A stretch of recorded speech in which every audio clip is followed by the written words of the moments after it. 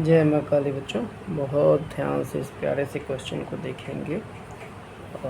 Complex number के ये question कह रहा है if alpha z bar plus alpha bar z plus 1 equal to 0 and beta z bar plus beta bar z plus 1 equal to 0 are perpendicular lines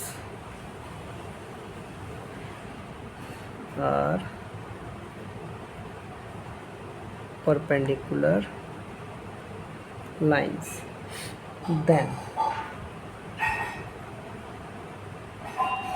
alpha A option दिया है alpha bar plus beta beta bar equal to 0। B option दिया है alpha beta bar plus alpha bar beta equal to 0। C option दिया है alpha bar minus beta beta bar equal to 0। D option दिया है alpha beta bar minus beta bar equal to 0। बहुत ध्यान से देखिएगा बच्चों, जब भी परपेंडिकुलर पैरेलल जब भी इस तरह की कुछ चीज़ रहे तो हमेशा याद रखिए सबसे पहले आप स्लोप निकालिए। देखिए पहली लाइन का स्लोप निकाल रहा हूँ मैं,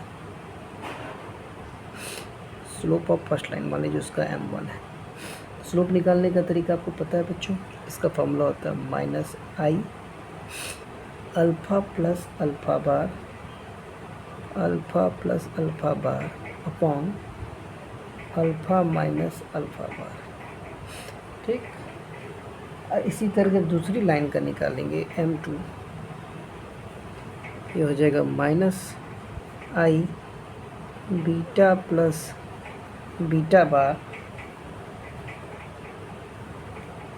upon beta minus beta bar. ठीक है बच्चों, ये बीटा माइनस बीटा बार है।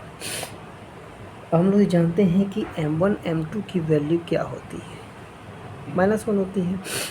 तो देखिए जब इसको मल्टीप्लाई करेंगे minus i into minus i square, और ये हो जाएगा alpha plus alpha bar upon alpha minus alpha bar into beta plus beta bar upon beta minus beta bar equal to -1। अब देखिए ये और ये कट जाएगा, नहीं 1 आ जाएगा क्योंकि इसका रूल भी -1 होती है।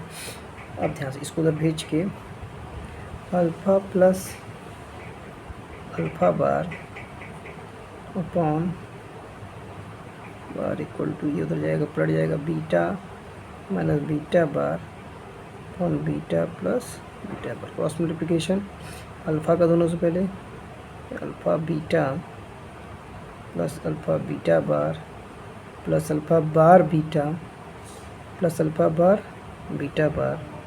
इसी तरह से alpha beta minus alpha beta bar minus alpha bar beta minus plus alpha bar beta bar जो कटा। देखिए ये गया ये गया।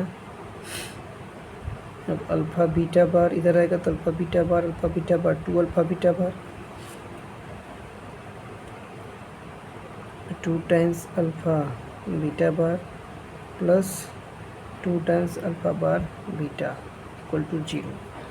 2 कॉमन ले लीजिए, alpha beta bar plus alpha bar beta equal to 0। ये आपका आंसर आ गया। ठीक है, देखिए कुछ क्वेश्चन में कुछ था नहीं, सीधा सा एक चीज़ आपको पता होना चाहिए था, ये आपके क्वेश्चन का आंसर है। ठीक, एक और खूबसूरत सा क्वेश्चन देखते हैं इसका। बहुत प्यारा सा क्वेश्चन है और थोड़े से लॉजिक वाला क्वेश्चन है, ध्यान देंगे बच्चों तभी समझ में आएगा। चलिए क्वेश्चन देखते हैं, क्वेश्चन क्या कह रहा है। क्वेश्चन कह रहा है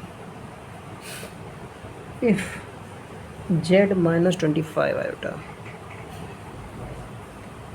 z माइनस 25 आयोटा का मॉड इज लेस देन और इक्वल टू 15 है, then value of z for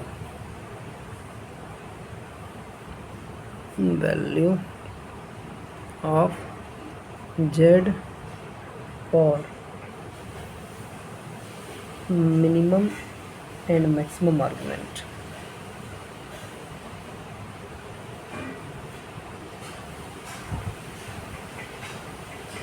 And maximum argument. बहुत ध्यान से देखिएगा क्वेश्चन, बहुत प्यारा क्वेश्चन है बच्चों। देखिए, अगर मान लीजिए इक्वल टू का साइन रहता तो एक सर्कल रहता जिसका रेडियस 25 होता और सेंटर इसका क्या होता 0 माइनस 25। इस चीज़ को मानेंगे, ये सेंटर होता है इसका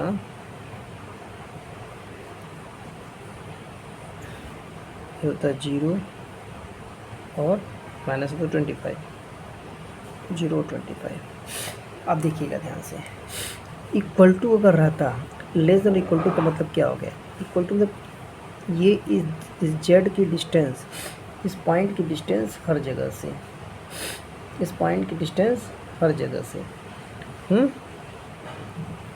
तो मतलब 15 रहता तो इस पे रहता रेडियस इस पे, अब 15 से कम मतलब कहीं से भी, कहीं पे भी 15 से कम कहीं पे भी से भी इसकी डिस्टेंस ये रहता।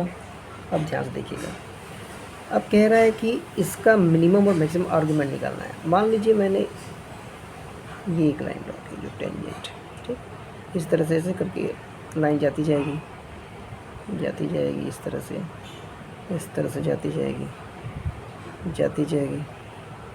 तो आप ये ध्यान से देखेंगे तो इसका मैक्सिमम टेंजेंट यहाँ पे आएगा, तो मिनिमम टेंजेंट यहाँ पे है, मान लीजिए मैंने इसको मिला दिया, और मैक्सिमम टेंजेंट यहाँ पे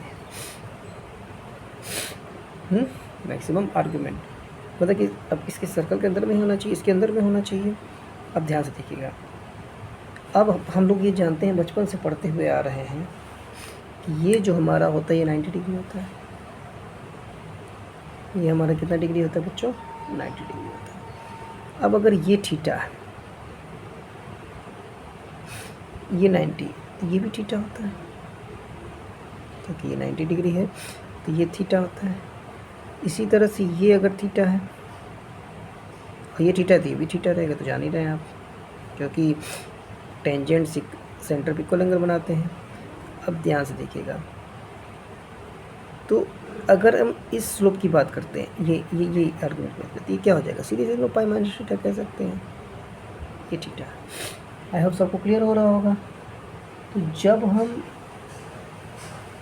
अब यहाँ देखिएगा ध्यान से, ये यहाँ से यहाँ तक क्या है 25 है, ये आपका 25 है, और ये रेडियस 15 दिया हुआ था। तो पाइथागोरस थ्योरम लगाएंगे तो ये पोर्शन ये 20 आ जाएगा, ये 20 आ जाएगा। अब जब हम इस पॉइंट के कोऑर्डिनेट की बात करते हैं 20, ये 20, तो ये 20 cos थीटा, इस पॉइंट की जो बात करते हैं 20 cos थीटा और 20 sin थीटा, ये आप मानेंगे 20 cos थीटा और 20 sin थीटा, ठीक। हम जब इसकी बात करते हैं, इस पॉइंट की बात करते हैं, इस बात की बात करते हैं, तो ये क्या आ जाएगा 20 cos पाई माइनस थीटा और 20 sin पाई माइनस थीटा। अब मानेंगे बच्चों। अब ध्यान से देखिएगा, छोटी सी चीज़ है लेकिन बहुत प्यारी सी चीज़ है, इस क्वेश्चन को बहुत ध्यान समझिएगा। अब देखिए ध्यान से, अब ये थीटा है, अब cos थीटा की बात करते हैं इस एंगल के हिसाब से। cos थीटा हमारा क्या आ जाएगा, cos theta equal to base upon hypotenuse, base हमारा 15 हो गया, हाइपोटेन्यूज 25 हो गया, यानी कितना आ गया 3/5, मानेंगे। इसी तरह से अगर हम लोग साइन थीटा की बात करें, साइन थीटा क्या क्या परपेंडिकुलर अपॉन हाइपोटेन्यूज यानी 4/5 ये आप मानेंगे।